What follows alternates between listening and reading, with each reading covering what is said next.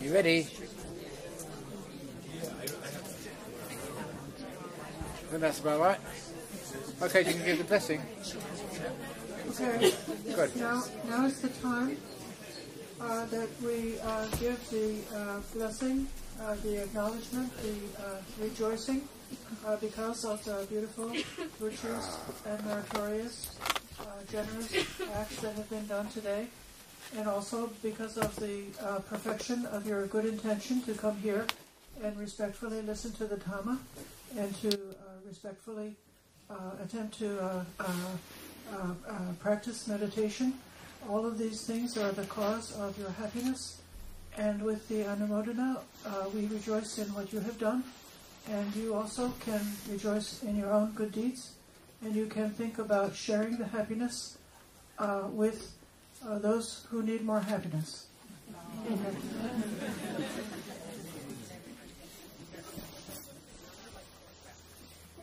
The chant we recite in Pali means, as certainly as the rain that falls to the mountains will flow down and reach the ocean, just so the goodness that arises from our virtuous deeds will go to the benefit of our dear ones who we care for. So you can make that determination if you want to. Yatha varivaha pura paripurenti sagaram evameva ito dinam petanam upakapatim ichitam patitam tumham kippameva saninjatu sambe purentu sankapa Chando panna raso yata Mani jyoti raso yata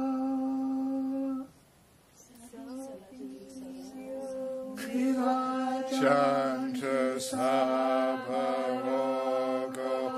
vinasatu mate bhavat vantarayo sukhiti Kayuko Bhava Vadanhasi Vitsanicha Utapachalino Chataro Dhamma Vatanti Ayuvano Sukhang Bhalam Bhavatu Sambhamangalam Rakhantu Sabba Devata Sabba Buddhanubhavena Dasoti Bhavantu Te Bhavatu Sabba Mangala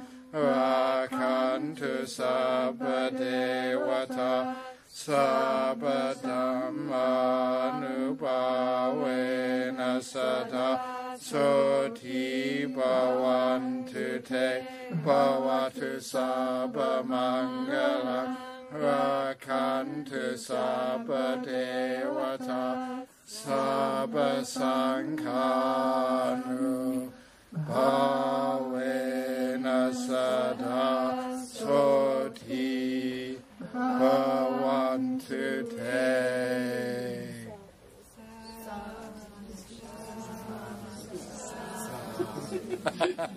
You get that later. Okay, very good. Now everyone can eat. Okay, so on your marks, go eat.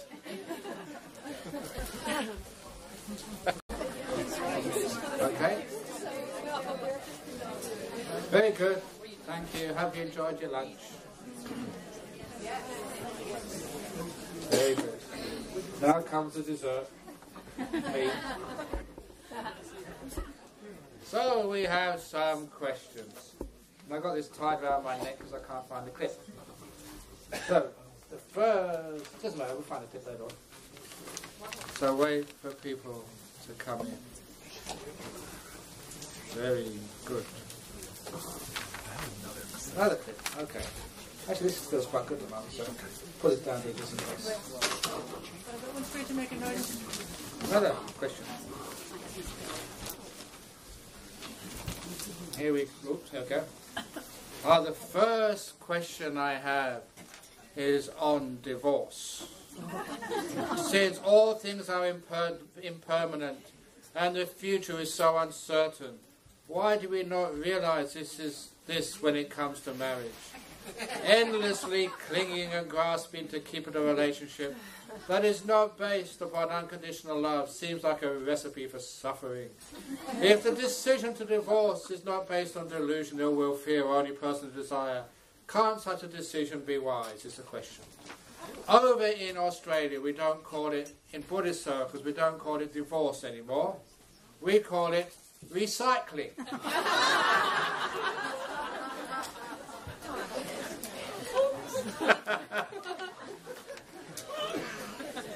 And that makes it much less painful, because divorce has got a bad reputation.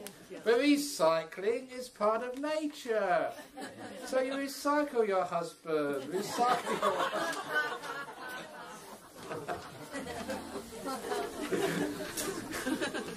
But you know, divorce happens. So the thing is, you try your very best to keep it together, to keep a commitment, to make it work, because that's really very helpful practice to find out how to live together and find out how to have fun together. And the secret for a happy marriage, any relationship, it's so easy.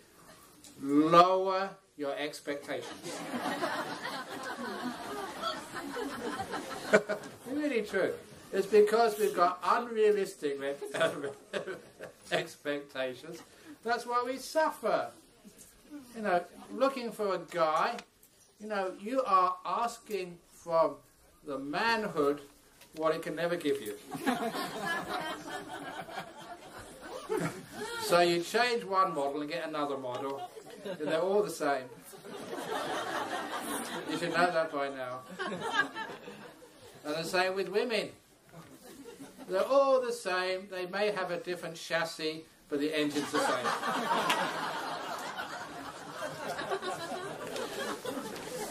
But, you know, if you have to get divorced, and if that's where it comes to, for goodness sake, don't blame anybody. Divorce happens. And sometimes we end up blaming our ex, or we blame ourselves. And that's the one thing which, as a Buddhist monk, is really awful. Two really good people, but it didn't work out. You gave it everything you got. You tried. Don't blame anybody. It's just part of life. It is anicca, impermanent, uncertain. So don't blame your partner. And also don't feel guilty yourself. You failed. You've learned. So somebody once told me, we call that forward failing. Just saying a bit forward means, yeah, you know, it didn't work out, but you learned so much from this. You've gone forward in life. You've learned, you know, you've understood more, which means the next time you probably make a better job of it. So that's, you know, why with divorce, don't call it divorce, call it recycling. No blame. Don't blame yourself, don't blame others, and that way you can have a much more peaceful life. Now, the other question somebody asked me beforehand was on samatha and vipassana, because this is supposed to be meditation day. And there is so many arguments about that, and it just really drives much like me crazy. And so, my story first of all, and I'll follow with Ajahn Chah's story. So there was this couple, partners who were great meditators, really into the Dhamma, and the guy was called Sam Atta. And his wife, or his partner, was called Vipassana. So Sam Atta and Vipassana, after lunch one day, decided to go on a walk up Meditation Mountain. And they took their dog with them, for the walk. And the dog was called Metta. So Sam Atta and Vipassana and Metta the dog went up Meditation Mountain. Now Sam he went up, because samatha means calm, peace, relaxing, calming things down. Vipassana or vipassana means insight, developing wisdom. And metta means just loving kindness. So Sam, he went up there for the peace. Because on Meditation Mountain, it was so calm. It was so still. And he loved that peace and stillness. That's why he went up there. Vipassana, she went up there for the view. So she took her Rolex camera to take insight shots. And Metta the dog, she just went up there for fun. Dogs are so wise. They don't sort of argue or worry about these things. They just know what's fun, and that's what they do. It's the same way I always say in monasteries, whether it's in Australia or whether it's in Aranya Bodhi, you always know where the warmest place is on a cold day. That's where the cat sleeps. Wow. The coolest place, it's a hot day where the cat sleeps, or the warmest place on a cold day, the cats always know. They're very wise. So anyway, Metta the dog just went up there for fun. And so as they got up, halfway up Meditation Mountain, it was so peaceful that Sam was enjoying himself immensely. But even Sam had a pair of eyes and could appreciate the view. Vipassana, she saw the view. She already started taking shots because you could see a long way, even halfway up the mountain. But she also enjoyed the peace. And little Metta the dog, you know, the higher they got, the dog could see the view and could enjoy the peace. And she started wagging her tail. And when they got to the top of Meditation Mountain, it was so perfectly still. Sam was so contented. But again, he could see so far because he had eyes too. And he could enjoy everything on top of Meditation Mountain. She went up there for the view, for the insight. But she could also feel the incredibly deep peace and stillness on top of Meditation Mountain. And as for the little dog, the dog Metta, she could feel the peace. She could see the view. But she was wagging her tail so much and running round in circles like dogs do when they're very happy. Because on top of Meditation Mountain, the peace, the stillness, the insight, and more importantly, the joy of loving kindness all coexist. And you can't have one without the other two. So samatha vipassana, let's be real and put metta in there as well. They all go together. Now, Ajahn Shah's simile, he put a hand up. See, now you can see the front of my hand. Now you can see the back of my hand. But look, now you can see the back of my hand. My front of my hand is still there. It's only just behind. Now you can see the front and the back is still here. This is samatha vipassana, he used to say. You can't split them up. You think you're doing samatha, but right behind is vipassana. You think you're doing vipassana, but right behind is samatha. You cannot split them up. And the reason, obviously, is if you get insight, if it's real insight, it removes problems. And you instantly get really peaceful. The sign of insight happening is the calm which follows afterwards. I know that some people have these great insights, and they come and tell you their insights. And it's not insights, it's just more intellectual bullshit. You know that. You've been around long enough. But because I'll probably use that word again this afternoon, and I get into trouble for using the word bullshit, I usually these days use a Pali word. Now the Pali word for bull is go, and for shit is maya. So when I say go mayang, now you know what it means. So when I say a bunch of go mayang, and I don't get into so much trouble that way. That's great using Pali. So my students, when I say that's a bunch of go mayang, know exactly what I mean. So that whenever there's insight, it should lead to calm and also kindness. Metta, they have to go together. So when some people go on retreats and they say they develop insight and they get worse to live with than before they left, you know, that is not insight. It's a fake stuff. And also when you get calm, when you get really peaceful, you know, you get these great insights, like I was talking about when the lake is very still. You see great reflections of the truth around you. Not only does that make you see things as they truly are, it gives you this great happiness and kindness to others. The more still you are, the more kind you are. And you know that one of the reasons why there's so much depression, anger in our world today, it's a very simple reason. It's because people in the US and the rest of the world are so damn tired. You're exhausted, just surviving in our modern world.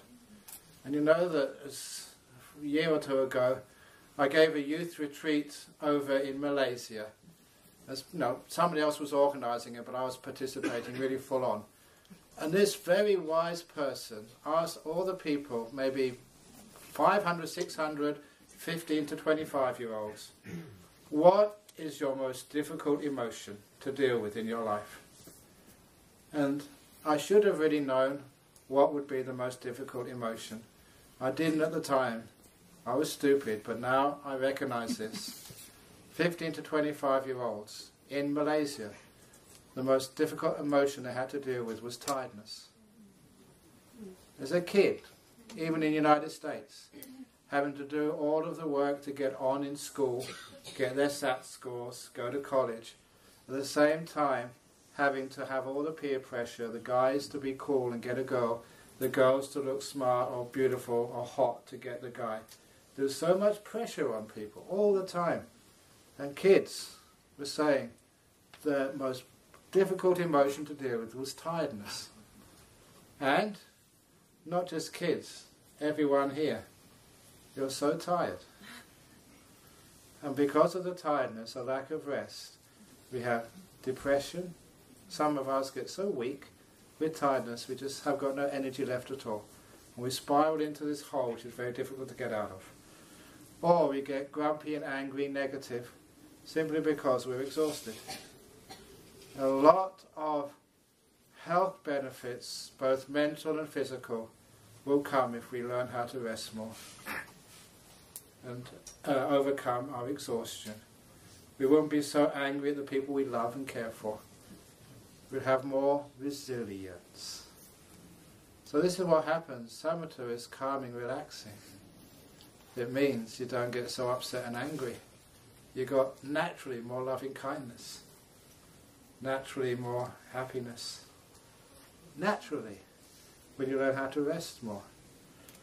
So simple things like that, you're all paying attention because you know this is true. And I said over in what Buddha Nuson yesterday, if anyone wants a new business opportunity, guaranteed to make you a fortune, get a place like this, but for goodness sake, don't teach meditation. Don't teach yoga. Don't teach anything.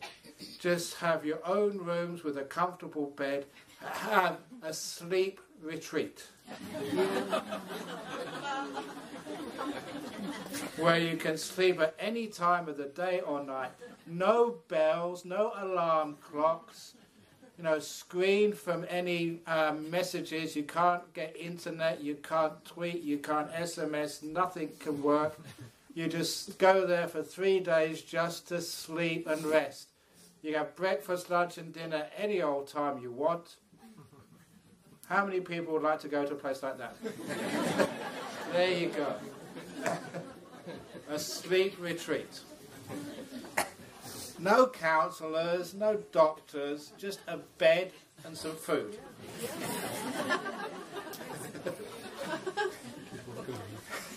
Now you can see why. And this is when you get calm and you rest. You get energy, you get happiness. So these three will always come together. The calm, the insight, and the happiness, the joy, the kindness. always come together. So that's why when you try and separate one out, it just doesn't work as far as I'm concerned. And then also there's another question people ask, can you please talk about sloth and torpor in meditation? You know, just when you meditate you fall asleep. If you fall asleep, sadhu, sadhu, sadhu, wonderful, well done.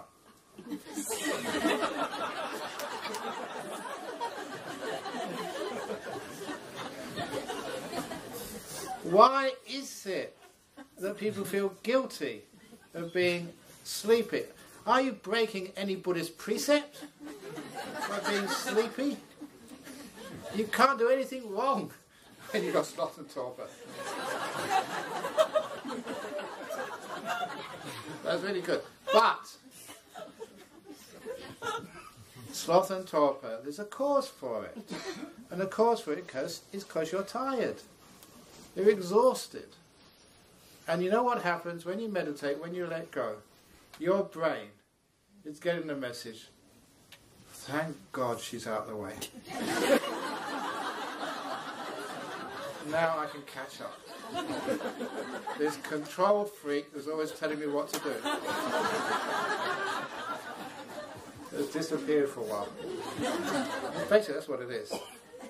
And you can just have a rest.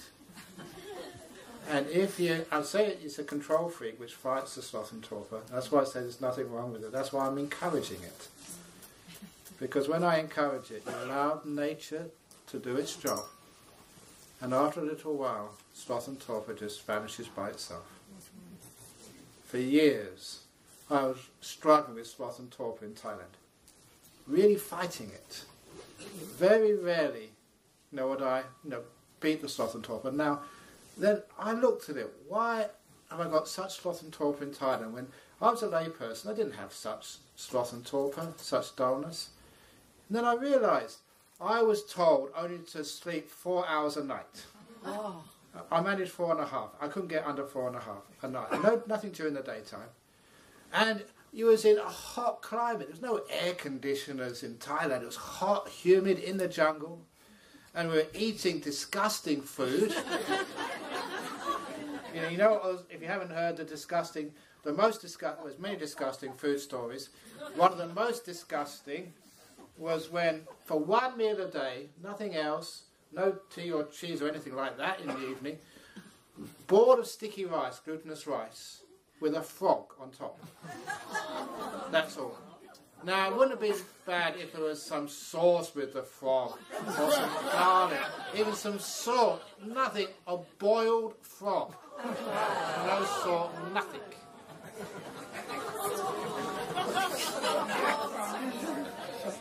Why are you moaning so much? How many of you have ever eaten boiled frog? None of you, none of you. And you say you're wise, you don't know what you're talking about. You don't know whether it's disgusting or not. Actually, it was disgusting. But I was very lucky. You had to eat in nothing else. So I was very lucky that I was paid attention during biology class. So you started off with the legs. It's got meat on the legs. But that's not enough to keep you going for the day. So you start picking at its organs inside.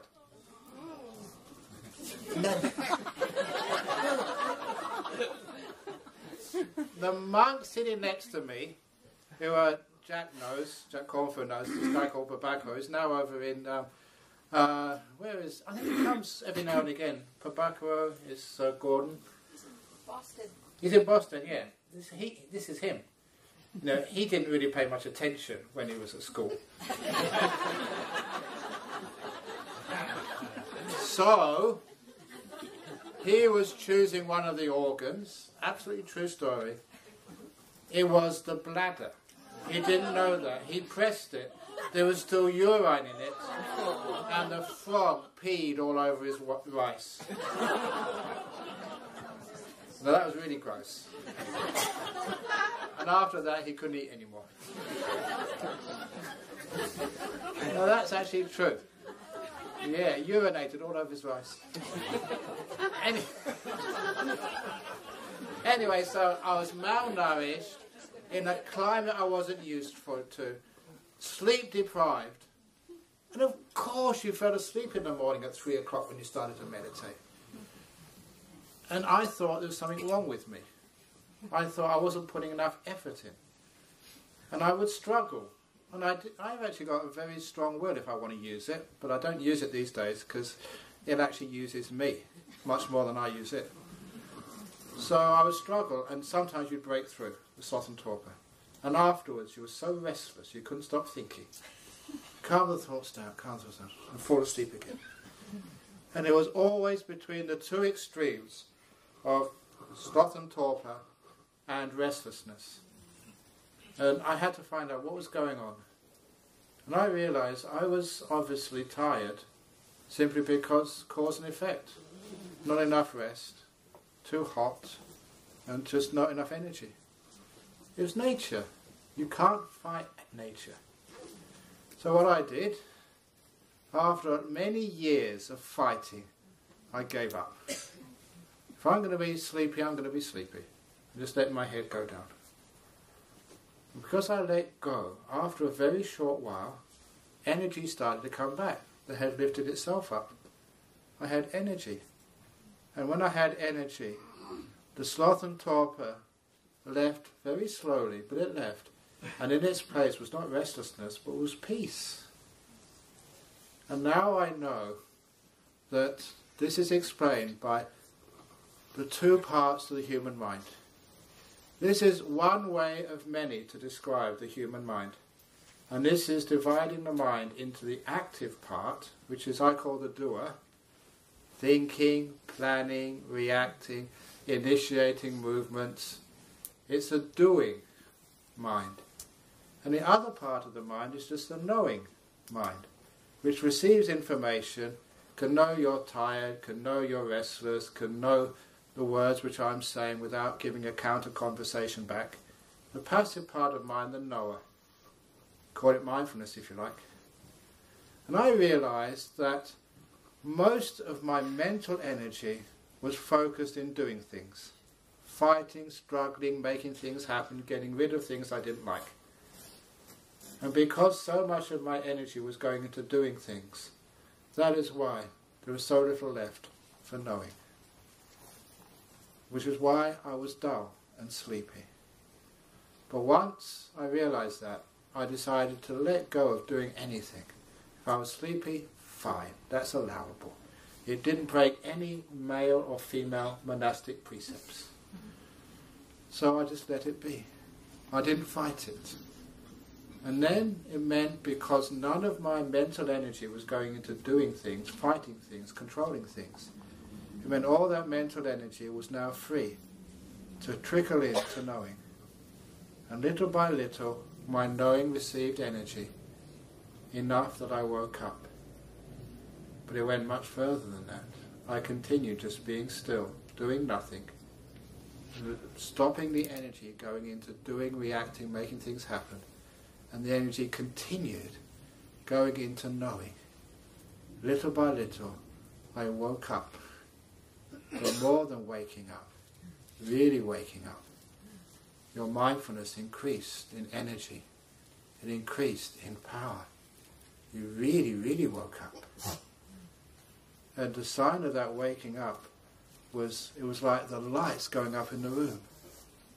And I remember once I was walking, this was in Thailand, walking meditation on the concrete floor, and I had to stop because a piece of concrete became so beautiful.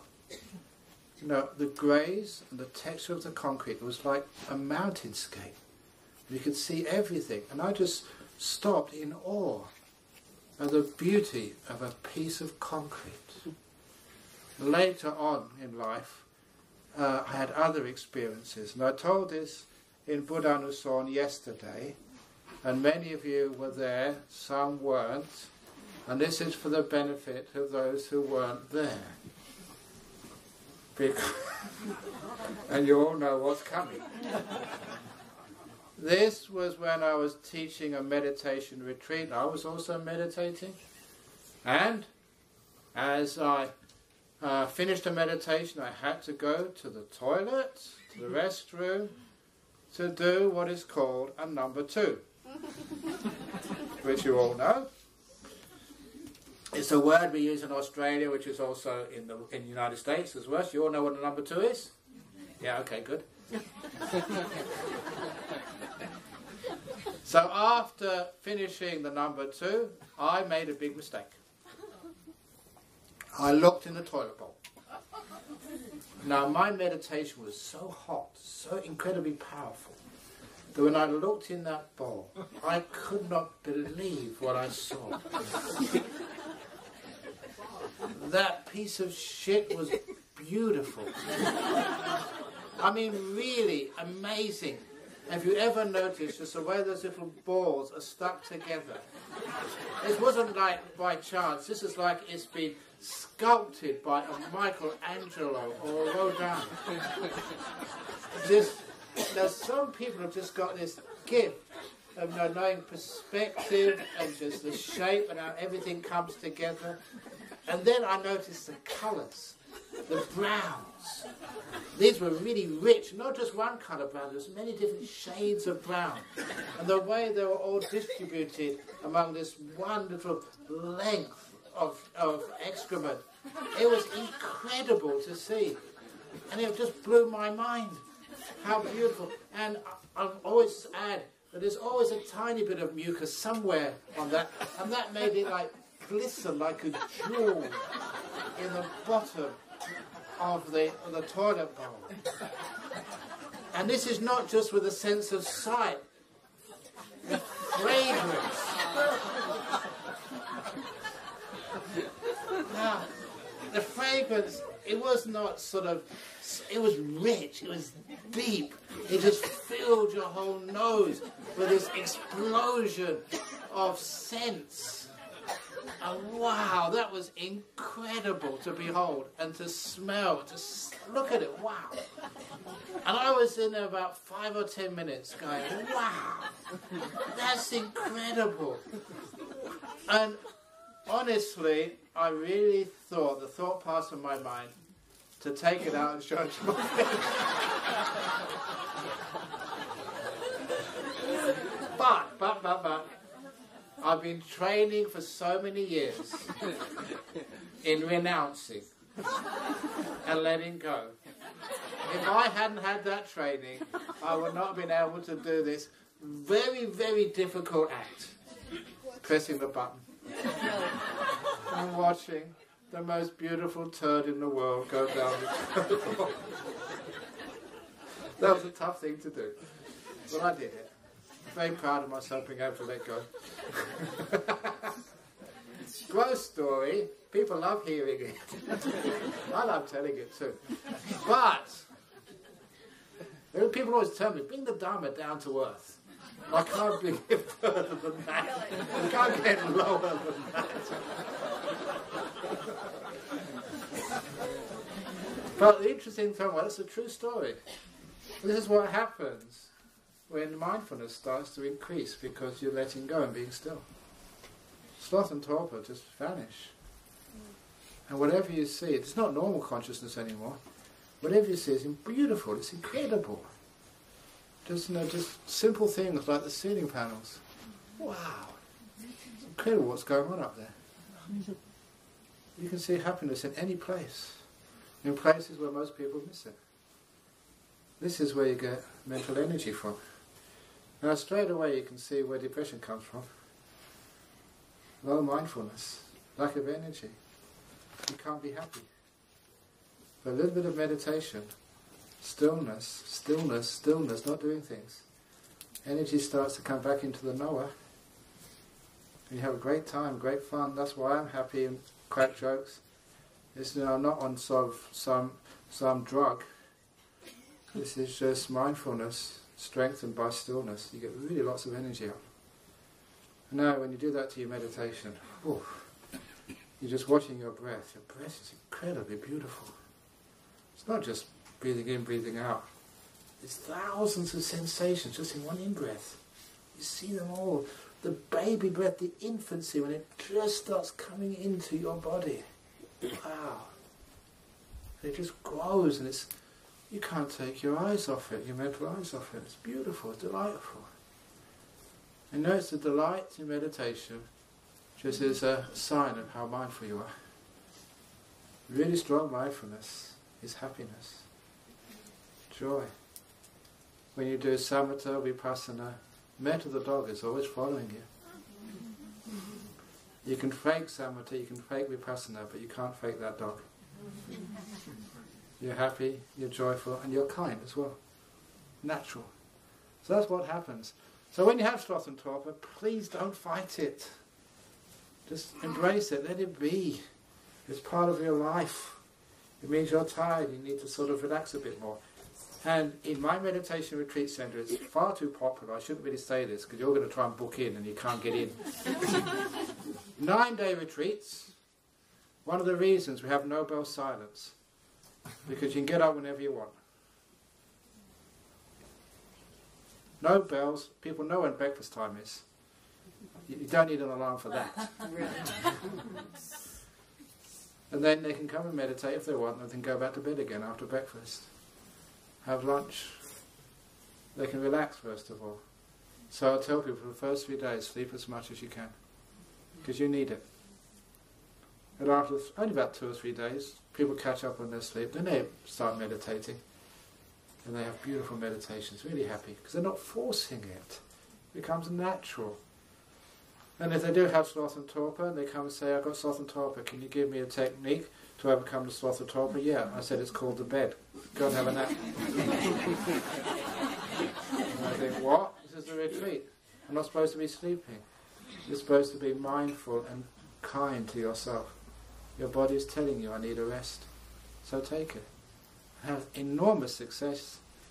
Some people, I tell them, go and take us a rest. They say, I can't. I said, go. I said, I won't.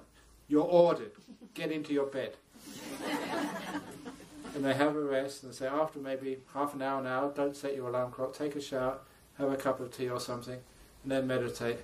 100% success rate. People come to me after that, a marvellous meditation. Of course, because you're relaxed and energized. Without that relaxation and energy, how can you meditate? So this is important to notice the nature of the mind, the knower and the doer. When you do too much, you get too tired. That's where sloth and torpor come from. So don't be the control freak. Be the wisdom freak who can let things be. That's the first question. I've got quite a few to go through.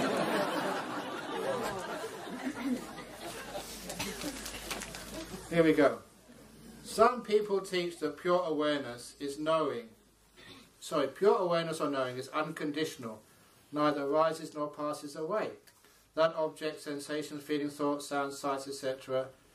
and arise and pass away. But the knowing is awareness of these thoughts is unchanging, permanent, unborn, unconditioned. What did the Buddha say regarding this? That is Gomayang.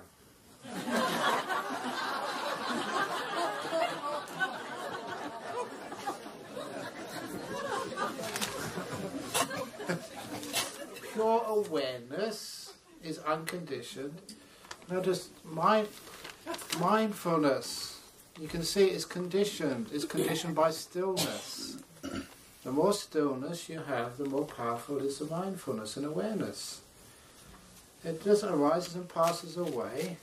Even the Buddha went to sleep, and mindfulness passes. You're asleep. Imagine giving an arahat an anesthetic. Do they become unconscious? Or do they have to feel the cut of the knife when they have an operation? Actually, this is another bad joke. This is a really bad joke. This might offend any vegetarians here. So if you're a vegetarian, and very sort of strong vegetarian, please leave. Because this is, I figured this out in the United States, because you know you like your beef. How can a vegetarian have a steak? A beef steak. It's very easy. how a vegetarian, a strict vegetarian, can eat a steak. You take a cow, under anaesthetic, you give it a lobotomy. When the cow comes out of the anaesthetic, it's a vegetable. And then you can eat it.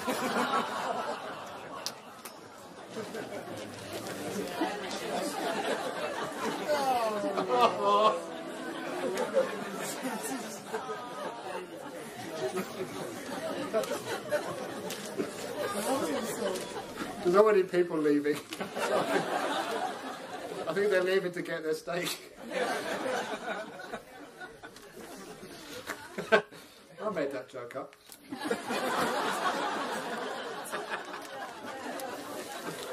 You know, sometimes, you know, you get on the internet, get all these jokes. Have you ever wondered where they come from? Some of them do. I see them go around and I see, oh, I did that one. And also, I think I told you about Saturday Night Live, didn't I? I also put on this on. I got an email from someone in New Mexico. You know, many of, like you say, you see me on YouTube. They got onto my YouTube talks because they heard a radio show on National Public Radio in the US, and they were interviewing one of the head writers of Saturday Night Live. And that writer was saying they were going through a depression, a difficult time, and they got through their depression by listening to Ajahn Brahm's talk on YouTube. And because she heard that, she got those talks and solved her problems too. And now I know where Saturday Night Live gets its jokes from. Because at least one of the writers, this is... So if you get the cow joke on Saturday Night Live, you heard it here first. You know where it came from? But they don't give any commission. Anyway, what's this? Oh, the unconditional, neither rises nor passes away. That's not what the Buddha meant by unconditioned. Now this is actually where people try and make enlightenment. It's called dumbing down enlightenment. So everyone can actually achieve it. And this is really sort of upsets me because here we go, nice deep stuff. Stillness. You know what this is going to lead to? The more still you are, the more things disappear and vanish. That's why we become still. Because after a while the body is so still, it vanishes. First time I understood this was when I went to a Zen retreat as a young man. And I was told to meditate with my eyes open, looking at a wall. And after 15 minutes, something strange happened. The wall vanished. It just wasn't there anymore. Not blackness, but not there. And that was really weird. But this was late 60s, early 70s. You know, and weird was cool. Especially in a place like California. And so I wasn't scared, but I thought, interesting. And then afterwards, you know, I thought about it and I realised this is obvious. Your brain is only wired to notice things which change. Anything which stays the same after a while, whether it's the sound of the traffic in the background, the air conditioner, the fan or whatever, as long as the ambient noise doesn't change, it disappears. And this was strange doing this with sight, but that's what happened. Eyes open, being very peaceful, paying attention to the white wall instead of thoughts. Then the wall vanished, disappeared. The sense of sight turned off. And that's exactly what we do with meditation. We close our eyes. You may notice when you first close your eyes, you see the inside of your eyelids. But you've done that so many times, that turns off pretty quickly, within seconds. The sense of sight is actually turned off. We try and stay in a room which has ambient noise, which doesn't change, and people don't make too much other noise, and after a while you can't hear anything anymore. Sense of sound turns off. Smell, as long as people haven't eaten too many beans for lunch, the smell doesn't change. In the old days when people used to eat many beans, that's why in meditation centres they used to light lots of incense.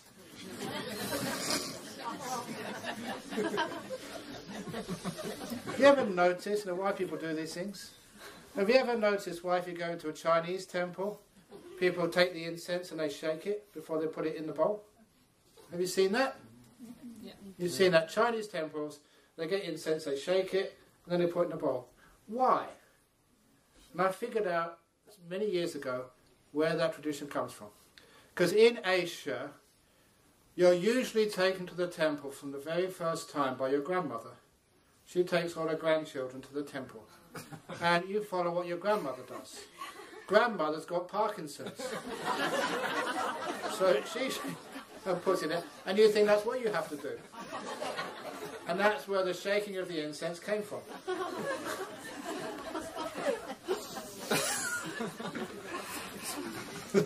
That's true. Have you ever noticed? Have you ever noticed why, if you've been to, say, Japan or Thailand, in the old temples, the wooden floors are always highly polished? Have you ever seen the monks polishing those floors? No, they don't do it. You do it. Because every time you meditate, on the floor, no sofas, no cushions, every time you fidget, you polish the floor with your fat bottoms. And after a couple of 100 years of you fidgeting, those floors are highly polished. That's where the highly polished floors come from. Leaving your shoes outside the temple. Where does that come from? The reason is, if you remember your president, Mr. Bush, when he gave a bad talk, somebody threw a shoe at him. That's why we leave the shoes outside. Otherwise, some of the jokes which I say, especially the cow and steak joke, I would have had many shoes thrown at me. That's why we leave them outside. So the traditions, where they actually come from. Anyway, what's I talking about? I was talking about... Sorry? Unconditioned, yes. The unconditioned. Okay, so a lot of times, when we actually... how we actually... Stillness, that's right. Stillness means things disappear and vanish. So that when you actually keep the body still, most of that vanishes until what's left moving? When you're not thinking, when you've not got your eyes closed, it's pretty quiet outside. The last thing which is moving is your breath. Which is why if anybody goes into a sensory deprivation chamber, you don't stop all your senses, you hear your breath, you feel it so strongly because nothing else is moving. So your brain, your senses start to watch the breathing when everything else vanishes. So this breath is a natural phenomena. You don't need to go looking for it. It happens naturally. And this is how I meditate. I don't go looking for the breath. I calm everything down, everything says nice and peaceful, and then the breath is there, naturally. When it comes naturally, it's always really peaceful and nice. When I go looking for it, it's always unnatural and a little bit difficult to watch. So I just let the breath come to me. Everything else settles down. I just watch the breathing. And because I'm being nice and calm and peaceful, I don't need so much oxygen. I'm not doing anything. So the breath gets softer and softer and softer and more delightful until the time comes. The breath is so refined. I can't tell the difference between an in-breath and an out-breath. It's just breath happening. That's all. And when that occurs, because nothing is happening there, the breath turns off. The last of my 5 senses, the sense of physical touch, is now turned off. Seeing, hearing, smelling, tasting, touching, all finished, gone. That's delightful. And it also means when these things are gone, disappeared, vanished, you understand what they are really like. This is now my simile of the tadpole and the frog. Once there was a little tadpole, and she was born in a lake in a meditation retreat centre called Spirit Rock. Have you got any lakes or ponds here? Over there, okay, just over there, born over there. A little tadpole grew up in the lake in Spirit Rock. And when she grew up, she went to school and high school, and she majored in chemistry. And she was taught that water is H2O. And because she was in Spirit Rock, she could overhear the monks, especially the monks who taught Abhidhamma, on the deeper nature of water. And do you think with all of that knowledge and learning, that little tadpole could understand what water was? A tadpole can't understand the nature of water no more than a fish can. A fish born in water, lived all its life in water, water's always there. How can you know what water is? But the difference between a fish and a tadpole is that one day the little tadpole grows arms and legs. She becomes a frog. And one day the frog doesn't really know what it's doing. And it jumps. And it goes to a place it's never been to before. Scary, weird, but interesting. Dry land. And when frog is standing on dry land, there's something which has always been there, now is missing. Water. Now the frog can understand the nature of water. Once it's vanished. Do you understand your body? You may be a professor of medicine. You may be a surgeon who's cut up many bodies.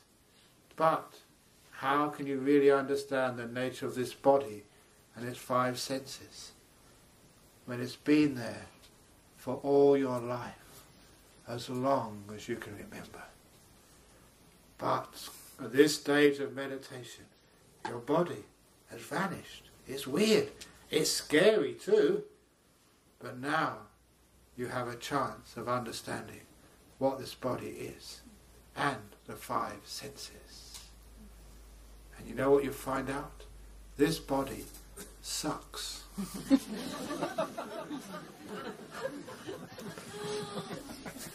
Even if you're a beautiful person. Now, one of my friends went to a meditation retreat, and somebody said that the British supermodel Kate Moss was on that retreat. She's a supermodel. She's on the front pages of the glossy magazines. And so when he heard Kate Moss was here, what did he do? Go looking for her. Which one is Kate Moss? And he couldn't tell which one was Kate Moss. And the reason was, a supermodel, she's like a blank screen. And people can put the makeup and the clothes and the hairstyle. Kate Moss is what people do to that girl to make her on the front covers of the magazine. It's not real. It's all what you add. And her gift is you can put anything onto that face and hair. It's not real. You don't know who Kate Moss really is. If you really say Kate Moss, she too sucks. She's not beautiful. The idea is beautiful, but not her. So all you girls, stop trying to compare yourself with Superman. You all look the same.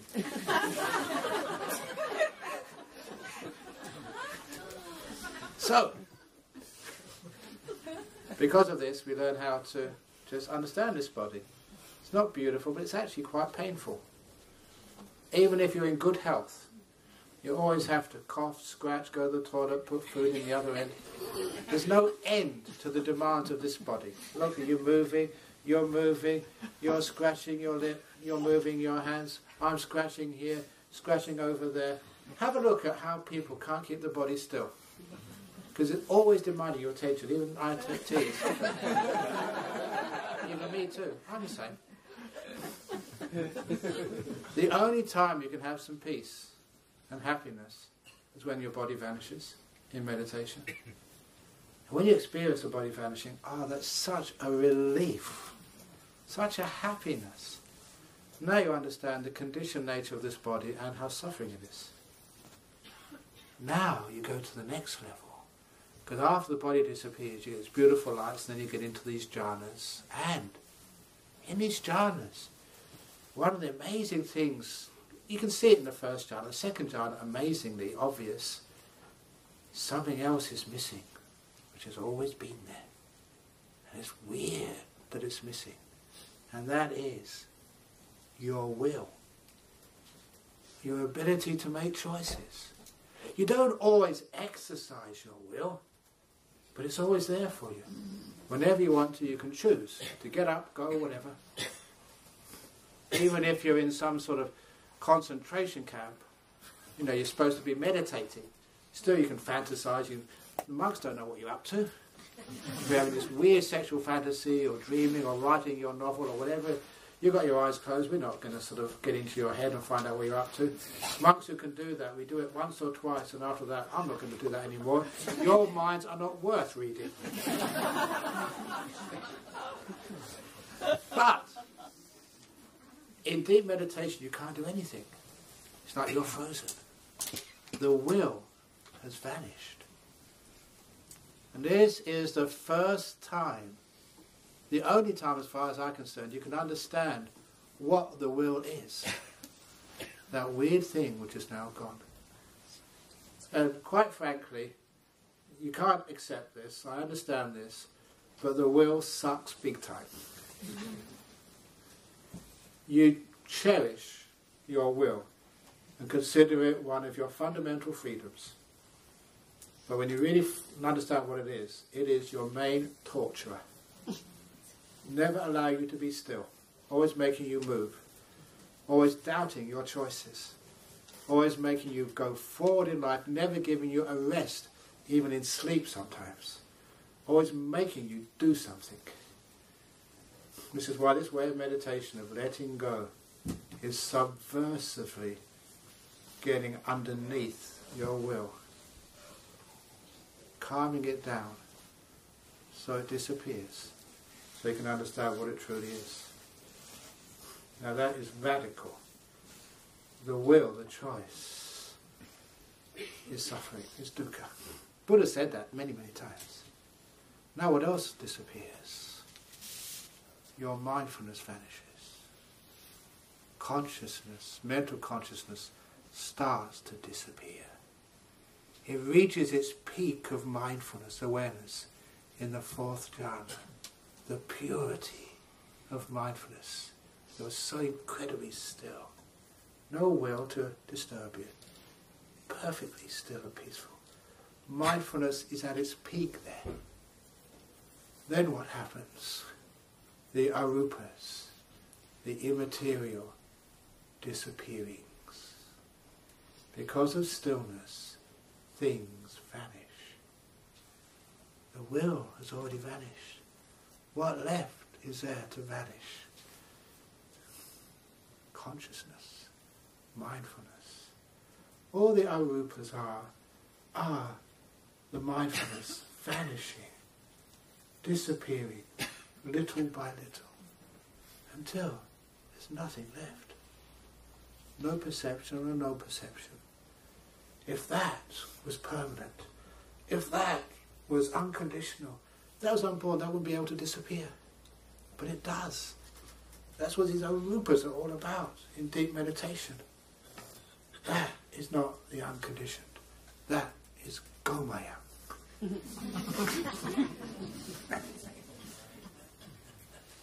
But, yeah, maybe you haven't got that far in meditation, but nevertheless, you can read the Buddha's teachings. It says that again and again. All consciousness is suffering.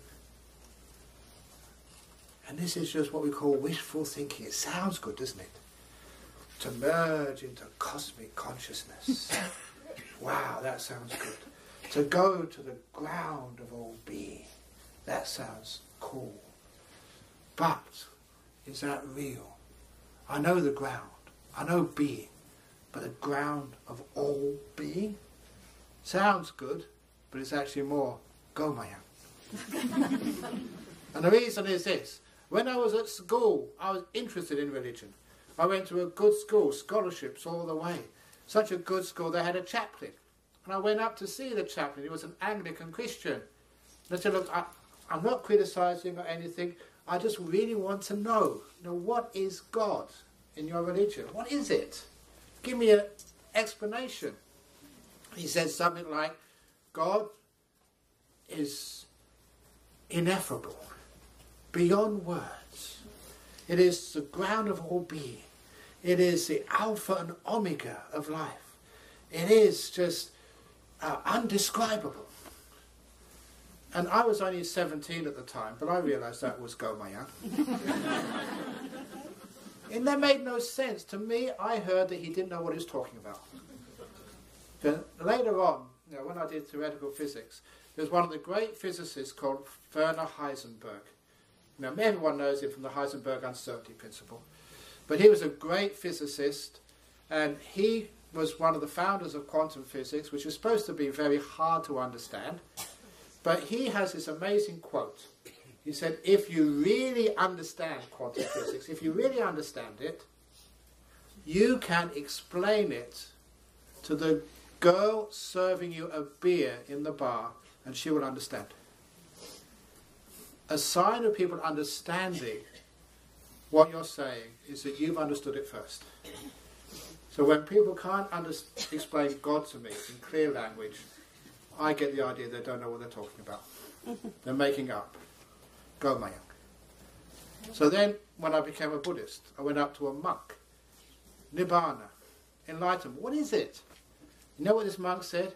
It is beyond words, ineffable, the ground of all being. I've heard that before. Well, you went up to a real monk like an Ajahn Brahm, you can get a much better answer. And the best answer is in... I'm not going to get many questions. Anyway, never mind. He gave this wonderful simile. It became the... the wishing game simile. It's in Mindfulness, Bliss and Beyond. 5 children were playing the wishing game. This is... Anyone can understand this simile. And it tells you what enlightenment really is. 5 people playing the wishing game. 5 kids. And the rules of the wishing game is everyone has a wish, and the person who comes up with the best wish wins the wishing game. So the first kid, he came up with a wish, and if you have any game or contest like this, never be the first. Because you hear what other people are saying, and then you can improve upon it. Just like that story about the Catholic priest, the rabbi, and the Buddhist monk. The priest, the rabbi, and the monk decided it's about time we had greater harmony between some of our religions. So they met together for afternoon tea, talking about this, that, and the other. And they realised that's not enough. They need more interaction, more bonding. So they decided to play games like Scrabble and stuff. That was not enough. It needed to be more intense. So they started playing poker. Just for nothing, first of all, but to make it just more interactive, they started playing for money. They started gambling, playing poker. And in this state, that was illegal. They got busted by the police and had to go to court. And in court, the 3 of them there defending the charge of gambling. And the judge looked at them and said, you're all religious people. So I'm just going to ask you straight away. First Catholic priest, were you gambling? As quick as a flash, the priest looked up to the skies and said, forgive me, Lord. And said, no. The judge didn't see the forgive me, Lord. Just heard the no. Okay, you can go. Then they asked the rabbi, were you gambling? And he did the trick which I used to do in school in England. I don't know if you do it in the United States. Cross your fingers behind the back. Oh, yeah. Remember that one? So the rabbi crossed his fingers behind his back and said no. I don't know why people think you can get away with lies that way. But anyway, no, okay, you can go. And then they asked the Buddhist monk, now you keep precepts, and let me see your hand in front. You don't believe in a God, so you can't sort of ask the God to forgive you. So, monk, were you gambling? And the monk replied, gambling? With whom, Your Honour?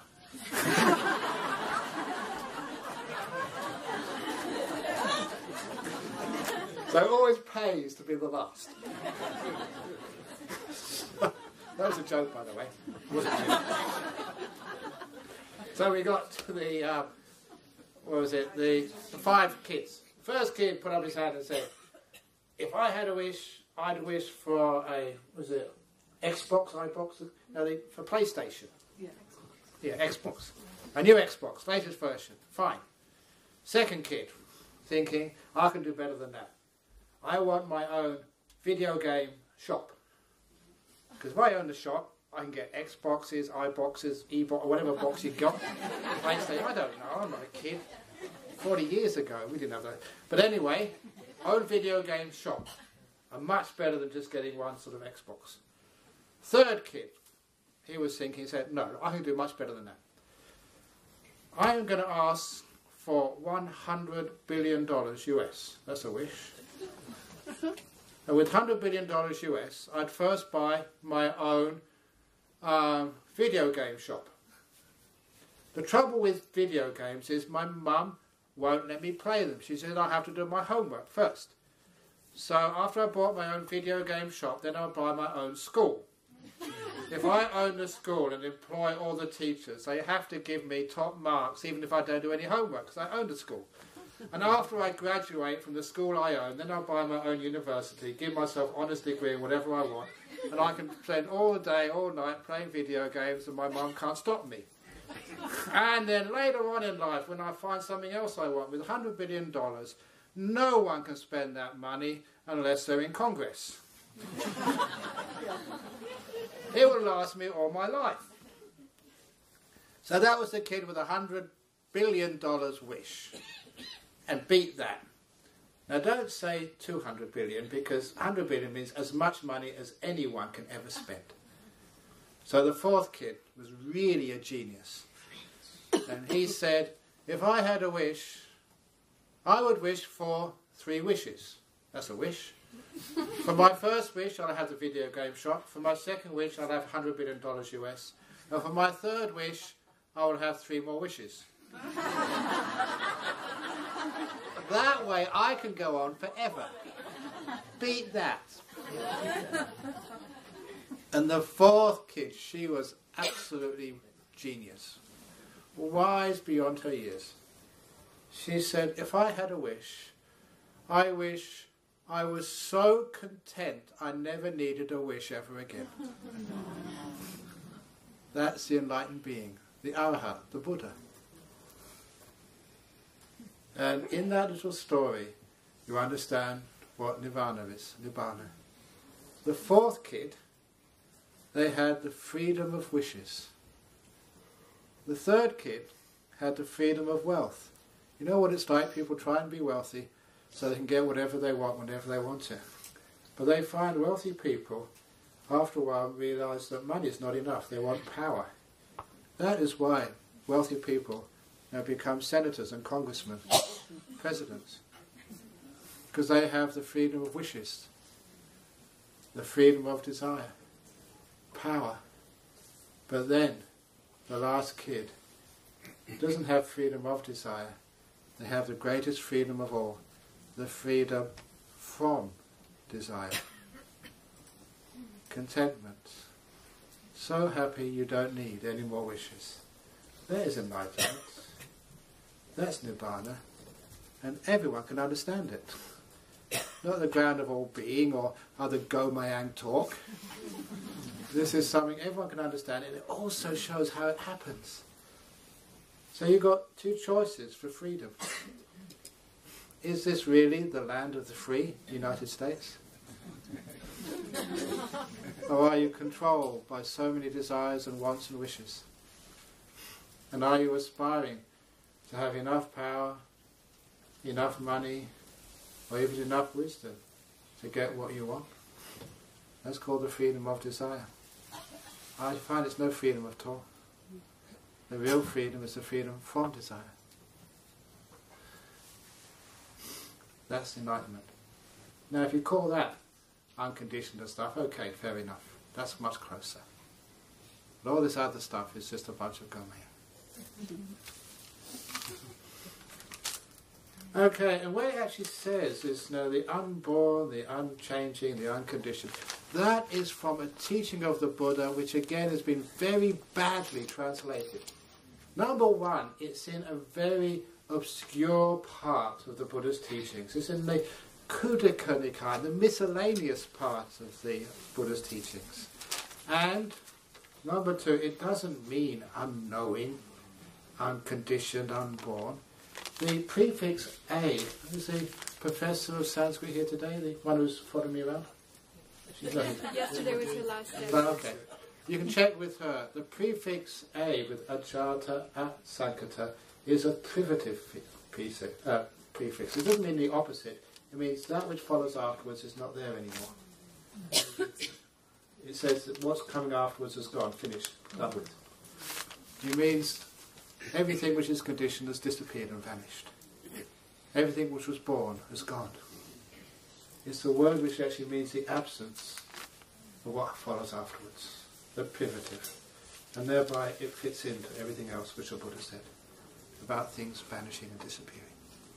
And in the art of disappearing, the book I wrote, it explains how everything vanishes. It's gone, gone forever. Where does it go to, people ask. And somebody once asked the Buddha that question. And the Buddha looked at the oil lamp. Says, see the oil lamp over there. See the flame. The flame depends upon three things. The oil, the wick, and the heat. If one of those three conditions disappears, such as the oil is all used up, or the wick is exhausted, or the wind blows the heat away, the flame goes out. So the flame depends upon three conditions to exist.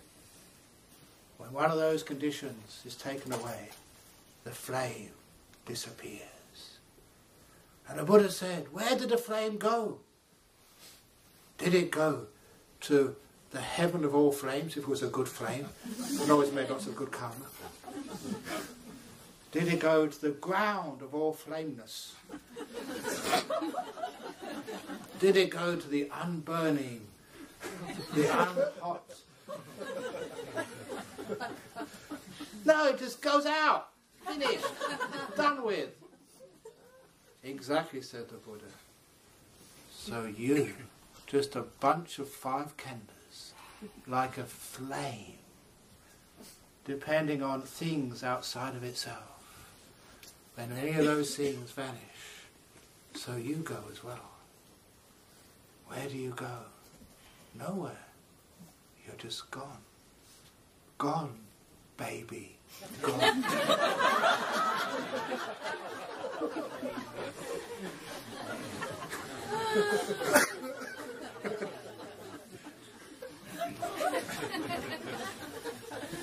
And you know the word in Pali for a flame going out? The word for a flame going out in Pali is Nibbana. In Nibbanas. That is why every kid in the time of the Buddha, when they went into the word Nibbana, would understand what it meant. Used in everyday language. Flame Nibbanas. So you are a flame. Remember Elton John's song? The flame in the wind. Oh, no, a candle in the wind, wasn't it? That's you.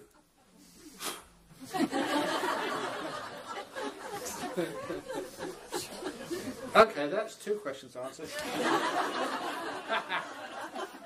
I'll do another few questions, then we'll do something else. I can forgive people in my past, but how do I forgive myself? Oh my goodness, forgiving other people, you don't forgive them, you don't forgive them, it doesn't really affect them.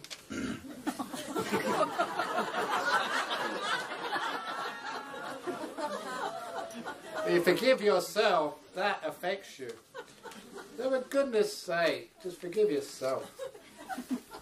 You've got to live with yourself for the rest of your life until you go out. So that's the dumbest thing in the world. You can't forgive yourself for what you did wrong. So if you've done something wrong, bad, evil, terrible, number one, understand you have permission to forgive yourself. It's okay. It's not sinful, which is some of you have been brainwashed into thinking it's evil to forgive yourself. If you don't forgive yourself, if you don't punish yourself, you do it again. That's what's been brainwashed into you. When we do punish people, they do it again. When you forgive people, they don't. Try it and see. Basic psychology. So after a while, you look at all the terrible things you did in your life. Some of the terrible things I did. You know, I made a bomb once. When I was about 10 years of age, with my friend. We let it off in a park. It went bang. I was so proud when it went bang. It worked. Exploded. And I was so proud until I got caught. I really got trouble there. Kids being kids, you know, blowing things up. That's what kids do. Boys, anyway. You can't do it these days because the CIA will get you, or they recruit you for the.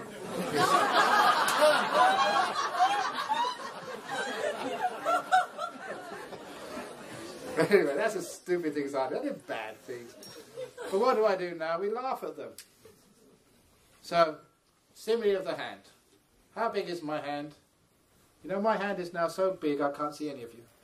I can't see the sky, I can't see the sun, I can't see the trees, I can't see anything except my hand. Is it my hand's fault? Or is it because I've lost perspective? It's lost perspective, that's all. When I put my hand where it belongs, at the end of my arm, hasn't changed its size, it's still the same size hand.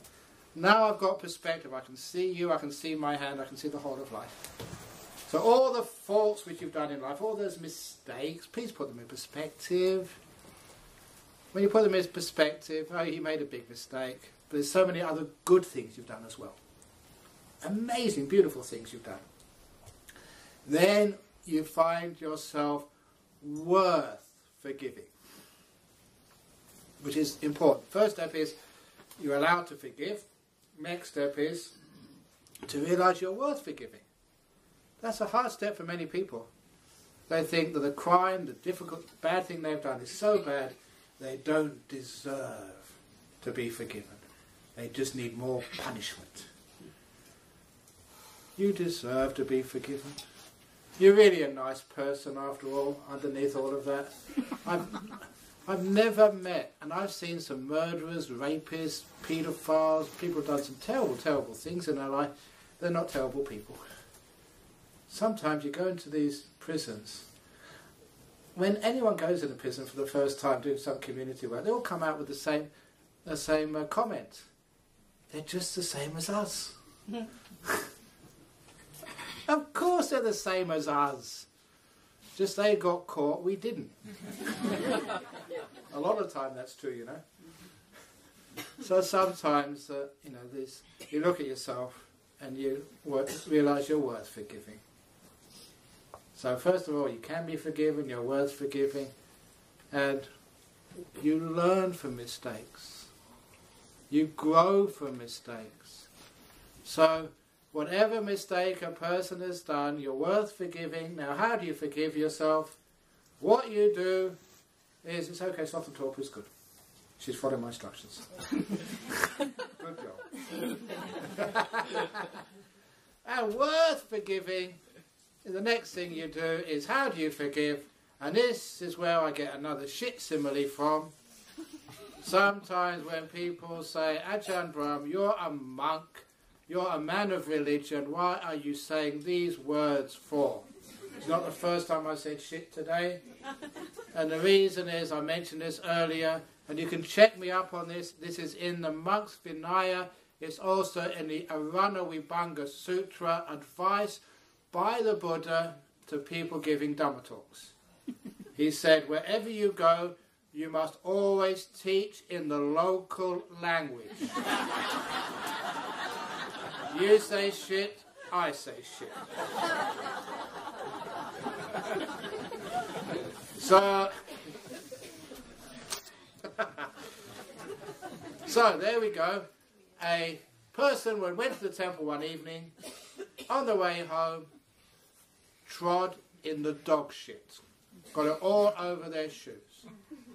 Now, if they were stupid, they would scrape the dog shit off their shoes and wash it as soon as possible. If they are wise, if they're a Buddhist, they always take the dog shit home with them. You don't scrape it off until you get to your garden, and you scrape it off under the apple tree. Because if you scrape off the dog shit under the apple tree, 1 year later your apples will be sweeter and juicier than ever before. And when you eat those juicy sweet apples, when the juice is running down your cheek, you must always remember what you are really eating. You are eating dog shit, transformed into delicious apple. Now that is how you forgive. You transform all of that bad stuff into juicy wisdom, sweet compassion. Don't try and get rid, hide, reject the pain you've experienced in your past. Whether someone did it to you, or you did it for yourself or for others. Embrace it, bring it in. Dig it into your heart, don't try and throw it away. And then you transform it. It becomes incredibly sweet compassion, juicy wisdom. And then you realise all those little faults and mistakes you made. That is who you are. That's made you the bent and crooked tree, which are the most beautiful ones in the forest, as I've already said too many times. That is how we forgive. It's easy. I forgave myself for telling bad jokes a long time ago. Do you want another one? Here's a really bad joke. Whether you want one or you don't, here it is. It's coming. This is very apropos because we've got nuns here today. This is from my father. A very naughty, silly joke. What fun does a monk have? Answer, none. That is not true. No matter how you spell the word none, monks have a lot of fun, and not with any sex. Terrible joke, isn't it? What advice would you give one who is having trouble keeping a regular meditation practice due to fear of self-exposure? I don't know what that means, but anyway, if you are worried about what people think of you, then do meditation in a cupboard. Be a closet meditator until you feel strong enough to come out. And say to your friends, I'm sorry, friends, but I am a meditator.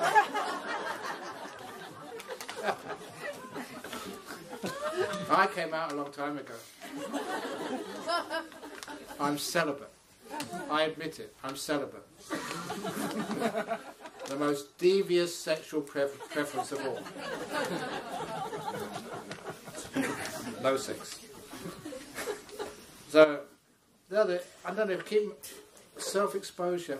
I don't know what fear it is, but usually you find with meditation, it just works in every which way.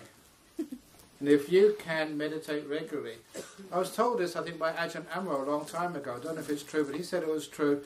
If you can get someone to sign off on your application for medical insurance, you're a meditator, you get a reduction in your health premium. Because people know, everyone knows it's good for your health. Yes, you pay less. I know many people have gone to applications for jobs, and they say they're a regular meditator. You get the job because they know you can handle stress. So many places in this world, meditation is something you can add to your study. You don't need to hide it. it makes you, a more employable, healthier individual. So, you go out with somebody, put it on Facebook, meditate it. You get more good partners because they know that, you know how to handle the stress. Women in technology. Ajahn Brahm, I applaud you for what you have done for the women bhikkhunis. We have a similar problem in Silicon Valley with women in technology. Even in companies like Google, Facebook, Intel talk about it, the bias is so strong at the grassroots hiring level. I'm going to Google tomorrow, Facebook the day after. Thank you. I have to work super hard to prove I'm good enough to men who think I should be at home. Is that really true these days? Yes. That's gross. Where have these guys been? I want you to take this voice to Google. How do you deal with an industry that is so competitive? And with men like this, on a personal level, how do you deal with rejection and not being heard and acknowledged and sidelined in the workplace? Sadly, it is a reality. Number one, so if there is any competition within a company, that's bad for business. Now you have to not compete but cooperate, within the business. Some years ago, this disciple, he was from Germany before unification. For Western Germany, well, that had the best economy of the world, together with Japan, way better than the US, West German economy. And when he came to Australia, his friends were asking him, yeah, we know why the West German economy is doing so well, because people really work hard there. He said, no, we don't work hard. He said, in Australia, probably the US, he said, people work like this, they work against each other, even in the same office. He said, the culture in Germany at that time was working together in the same direction. They had cooperation, which is why they were doing well in their economy. And you can be a monk and see this. I've never been in a workplace for over 40 years. I can see if you don't work together, even in a monastery, working together with the bhikkhunis, the bhikkhus, Buddhism will go nowhere. We have to work together. In the same way, we have to learn how to cooperate, not just compete. And one of my solutions to this, a practical but quite radical solution, is actually in our education system, because we start competing with each other, with your best friend at an early age when we do our tests. So we have to assess people at school. So how can we change that? And my suggestion, one day it might get some traction somewhere, is at the end of the year, when you give assessments to the kids, 70% is their personal score, and the other 30% is averaged over the class to which they belong. So if the whole class does well, they do well. If they do really well by themselves but the rest of the class do poorly, then they lose. There is a reward given to everybody in the class for cooperating, helping the weaker children in the class. And when you reward children at that early age, of course they will develop cooperation skills. So someone can't understand the lesson, they can't do their homework, you go and help them. And you're rewarded for that rather than being punished for it. And when we learn the skills of cooperation, not only in our business will we do far better, I shouldn't say this because you're competing with Australia, but who cares? Don't care. You just want everyone to be able to cooperate. It means, yeah, the companies, they would compete with one another, but inside the company, inside the office, you'll be cooperating instead of competing. And it would also mean that when you are in a marriage, in a relationship, you won't be competing all the time with one another. You learn the cooperation skills. And that's something which we don't teach, except on a football field maybe. But imagine if, I said this, if a football team had the same ethos as the people in your company. When instead of actually doing a play and throwing the ball up to wherever it was, people in the same team were blocking one another. So I don't want this guy to score because I want to be the quarterback next week. Now, would a team do well that way? They'd lose every match. In a team, we learn how to cooperate. We don't care who scores a touchdown as long as somebody does. That's called cooperation. So that's one thing we have to learn. As far as Where are these guys born that they sort of don't respect the abilities of women, men? It doesn't matter, it's just who, what race, what religion, what gender, what sexual orientation, as long as they can do the job, of course they do the job. So I'm really, really surprised that that is such discrimination in a place like the United States. Whoa. It's really great. Wow, it's an eye-opener for me. But if that's the case, gang up.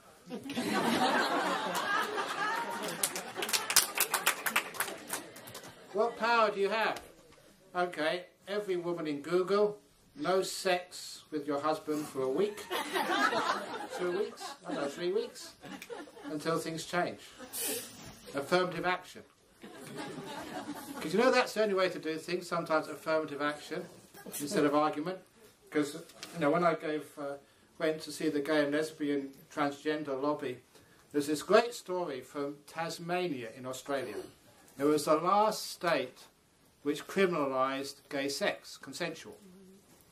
And so the gay, lesbian, transgender community over in Tasmania went to the government and said, look, it's in the statute books, it's illegal for us to have sex at night, consensually, adults. And the state government said, oh, don't worry about it, we won't prosecute you. So patronising. They thought there was no problem. But for the gay, lesbian, transgender community, there was a problem. They're being discriminated against. It was in the statute books. So after all the arguments and lobbying, they decided to do some action. There's about 50 gay couples.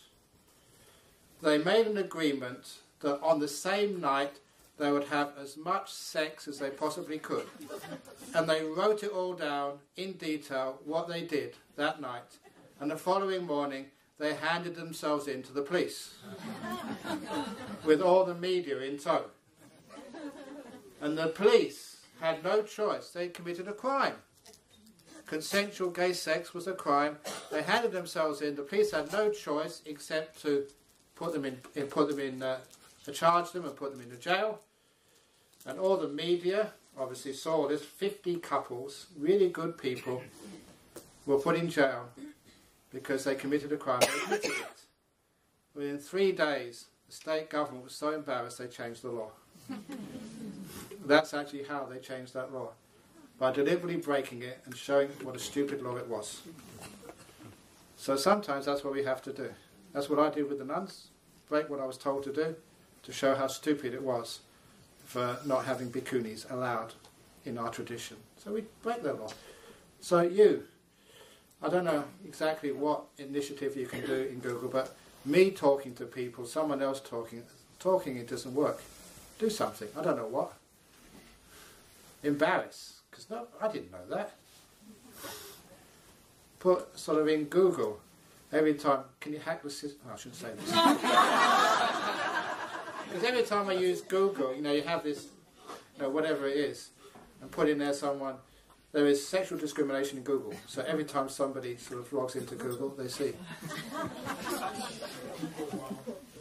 Well, I don't know, whatever it is, let people know. Maybe I'll say that, but I didn't know that. Is that common in most companies? Yes. Wow. You and racial. It is very bad. Plus Really, and racial as well? yes. Plus gender And age, and age. Yeah, that's absolutely ridiculous. If you can do the job. We don't have racial gender discrimination in the Sangha, not anymore. If you can do the job, you do the job. Makes no sense to me. It's illogical, irrational. Even age. Yes. Oh yeah.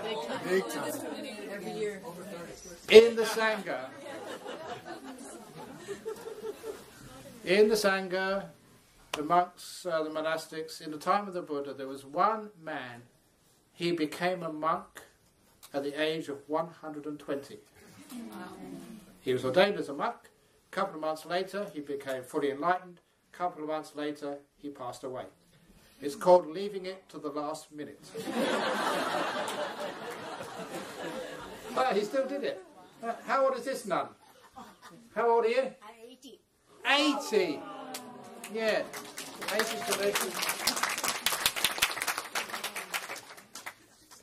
So it's great when we don't, oops, I'm losing things. Is that still going? Yeah. It's great when we don't have discrimination, there's no point to it. And it's also you're losing out on great talent, people who can do things. So why not? When are you going to have your first female president? Next one. When are you going to have your next female Buddhist president?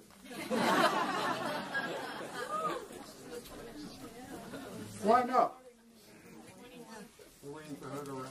Who's going to stand? I can't, so I wasn't born in the US. Why not? Get Jack to stand. Okay, shall we keep going? I'll have a tea break. No, this is fine. Tea break? That's what you come. Okay, fine. One more. Okay, one more on the tea break. Respected teacher, why people take it for granted that near dears, spouses, take for granted their spouses, forget they need their love and time too. Why do we take our spouses for granted? Not realise they need our time too. They come too far to see you in search of true love, true self, but forget their own loved ones. Is it not important what we are looking for? Shouldn't charity begin at home, like that arrow from a pure soul? It's sometimes, if this session is worth anything, you'll be a much better spouse to your near and dearest after this talk. If this is worth anything. Otherwise, it's been a waste of time you coming here. And any donation you make, please take it back again. Because the whole point of coming here is to make you better human beings. Better lovers, better spouses, better parents, better children, better workers, better bosses. That's the whole purpose of coming to see the Dhamma. And that's part of the path towards being enlightened, being a better person. And look, there was many stories. This one person always wanted to come on one of my meditation retreats. His wife would never let him. Every time there was a meditation retreat for the weekend, she said, "No, you can't go.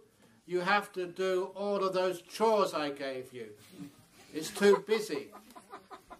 So the next time he asked again, "No, you can't go today. You've got to take the children to sport."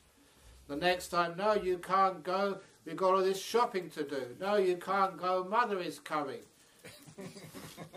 But he kept on asking every time. There was a weekend retreat. He kept on asking.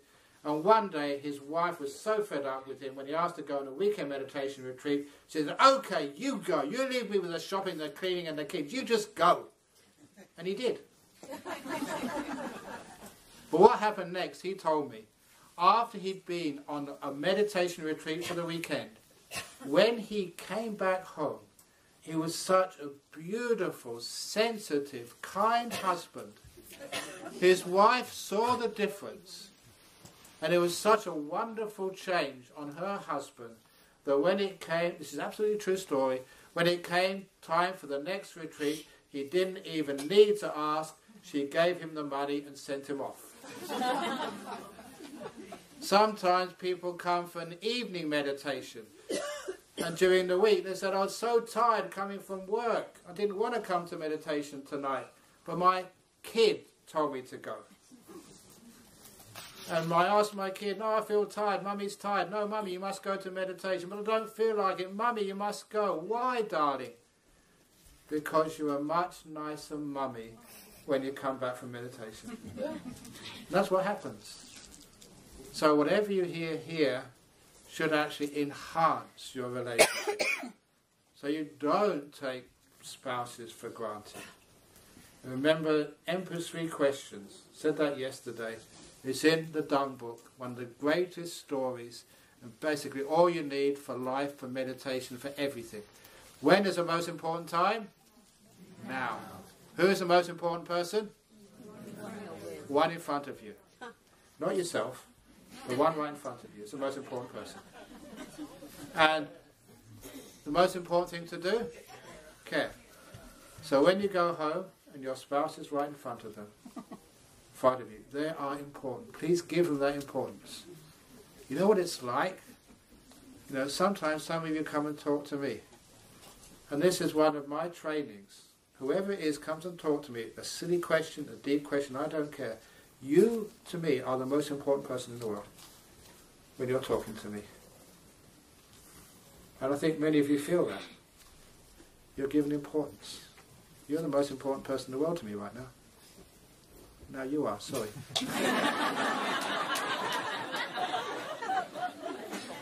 But when you're right in front, I give full importance.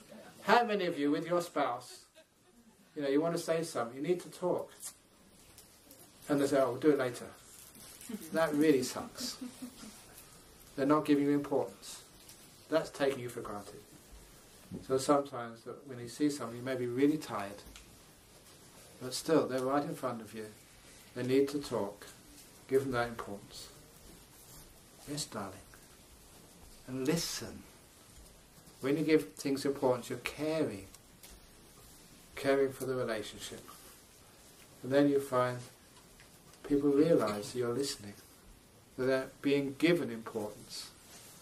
And that makes all the difference in the world. The worst thing in a relationship is you feel like you're nothing. Husband, maybe really his work, his football match, the accounts, whatever it is, rather than the person in front of them. That's where relationships die. So please, whoever's in front of you, your kid comes up to you and you're really tired and busy, you want to meditate, no. If your kids are right in front of them, they are important. Give them importance, for goodness sake. Give them love, which is what importance really means. We have a wonderful time together. So that way your relationship should be much, much better after coming to this day's retreat. It's not just about meditation and the nature of the unconditioned. That may be great for sort of people who like Gomayan, but for real life, you know, get your act together, be kind.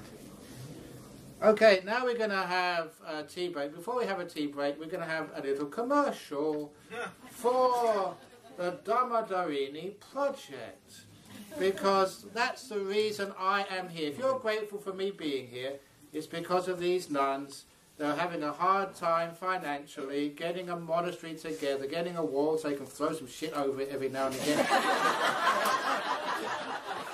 So because of that, I've come up here to squeeze all your money out of you. And the story which I told yesterday, I'm going to retell again. That there was a bar in San Francisco which was run by an ex-footballer, an ex-quarterback. He was a big, strong guy. And he, you know, with his money he made, he opened a bar. And there was a running contest in the bar. Once this barman, the owner of the bar, had actually squeezed a lemon to make a cocktail or a drink or whatever, he was so strong, if anyone else taken that lemon could squeeze 3 drops out of that lemon, then they could get a free drink. And many people, ex-Marines who had served in Afghanistan, big champion boxers, bodybuilders, even your ex-governor, Arnie Schwarzenegger, he tried it too. He couldn't squeeze any drops out of that lemon. Once, you know, this guy had, but then this small guy came in there, you know, with a brown robe. And he said, give me a chance. And this barman looked at this bald-headed man from Australia in the brown robe. He said, all these very tough guys, they've tried to squeeze drops out of this lemon. They've never been able to do it. How can you? And this little monk took that lemon and squeezed and squeezed and squeezed. 3, 4, 5, 7, 8 drops came out of this lemon. He said, my goodness, how can you do that? And the monk said, because I can raise money for the Dhammadharini project. I can squeeze you more than anybody else in the whole world. So be prepared to be squeezed of all of your funds. I'm not sure I like that introduction.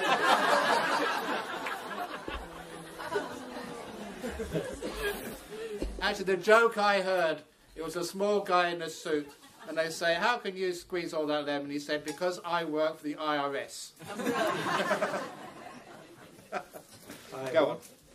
Hi, everybody. My name is Elad Levinson, and I'm the president of the board of Dhammadharini. I met Ayatata about 8 years ago at a talk that she gave in Mountain View, and my wife and I both had exactly the same reaction, that this was a living embodiment of the Dharma, and that we wanted to spend as much time as we could serving her. I have the same feeling about Ayasobana, Ayasuvajana, all the people that are involved with Dhammadharini, and that's why I take this role of being the president. I also want to say that I was thinking about what you said earlier about safety. Oh, yeah. About the safety that is needed to be able to really deeply relax. And right now we have the temporary monastery in Santa Rosa. And we're looking at, in August, well, actually before that, having to move and find another place to rent. And our greatest hope would be that we have a permanent residence so that the bhikkhunis are able to just settle and know that that's where they are, and that from there we can offer teachings, we can offer classes, we can offer all of the wonderful things that they offer to the community. The second thing I wanted to say was about Dana. I was on a retreat here with Tanisara, and I've heard many Dana talks, and she really touched me very deeply when she was speaking about what Dana was, and she reminded me that Dana is not something that you do, that it's a practice. That in the same way that one sits or that one gives a kind of conscious attention to everything, that we're giving conscious attention to something very particular, which is letting go. And that the act of generosity is a Brahma Vihara. It's a place that we reside, and that rather than feeling squeezed, my hope would be that you would feel your heart opening to these bhikkhunis, and that's where it would come from. So thank you very much. Very good. Very good.